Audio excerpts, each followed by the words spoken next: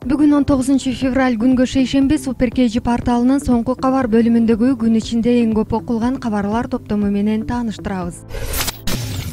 Ырчы Омар кыздуу болду. Маалыматты ата статусуна ээ болгон ал социалдык тармактагы баракчасына жарыялады. Белгилүү болгондой, Ырчынын жубайы Диана 13 февралдын таңында көз жарган. Кудайга ыраазымын, бардык досторума, ата-энеме жана мени ата кылган сүйүктүү жарыма рахмат деп жазат Ырчы. Маалыматтарга караганда наристенин салмагы 3 кг 560 грамм, бою 47 сантиметр болуп көрүлгөн. Бала жытына мас болуп турган үй бүлө наристеге арууке деген ысым ыйгарышкан. Кыргыз жеринин кооздугу көптөгөн туристтерди кызыктырып келери белгилүү. Блогерлер жерибиздин жаратылышына суктанганын жашырышпайт. Алардын бири Денис Францовзов Ош облусунун Алай районундагы Сары Могол айылында жайгашкан Тулпар-Көлдүнүн бийиктиктен тартылган сүрөттөрүн жарыялады. Ал кыштын суук күндөрүндө кызыктуу окуялар менен коштолгон саякатын эстеген, жагымдуу экенин жазат. Бул жер Исландиябы деп сурашыңар мүмкүн. Бул күн чайыттай ачык кезде Кыргыз жеринде тартылган сүрөттөр.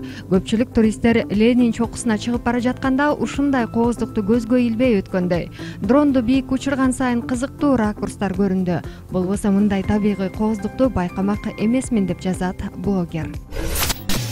Бишкекте Lexus менен мамыны сүзүп каза болгон киши Арсланбек Тойдиев аттуу жаран экени айтылды. Учурда жол кырсыгы боюнча Бишкек шаардык милициянын тергөө бөлүмү иликтеп жатат.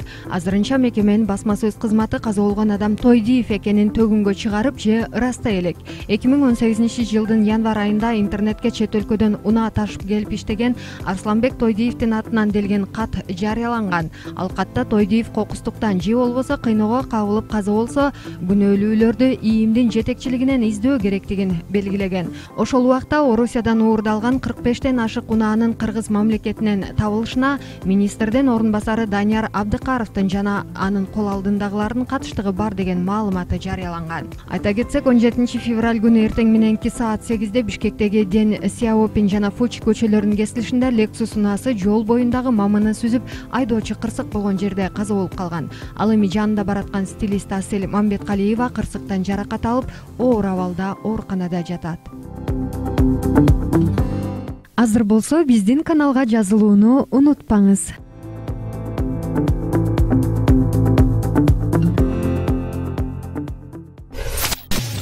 Күйөөсүн жиликтеп 14 жылга эркинен ажыратылган Айдай Субанова 2029-жылы эркиндикке чыгат. Бул тууралуу Super.kg порталына жазаларды аткаруу мамлекеттик кызматынан билдиришти.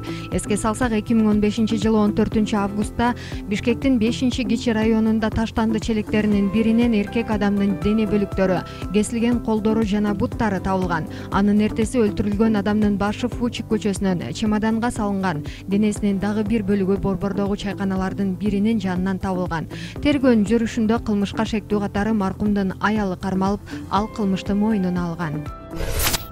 Интернетте тарап жаткан жасалма жумурткалар делген видео боюнча иликтөө жүрүп, бир да жасалма жумуртка табылган жок. Мындай маалыматты бүгүн 19 февралда басма сөз каражаттарынын өкүлдөрүнө ветеринардык жана фитосанитардык коопсуздук боюнча мамлекеттик инспекциясынын жетекчиси Калысбек Жумаканов билдирди.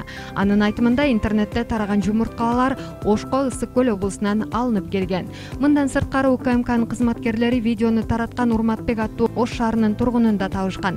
Анын айтымында, видеодогу жумурткаларды Оштогу Арча Чакан базарынан сатып алыптыр. Ал жерде да текшерүү иштери жүргүзүлүп, жасалма жумуртка табылган жок. Жасалма жумурткалар Өзбекстандан аткезчилик жол менен алынып келген болушу мүмкүн деген божомолдор аныкталган жок, деди Жумаканов. Ушул жана башка маалыматтар менен толук Super.kg сайтынан тааныша аласыздар.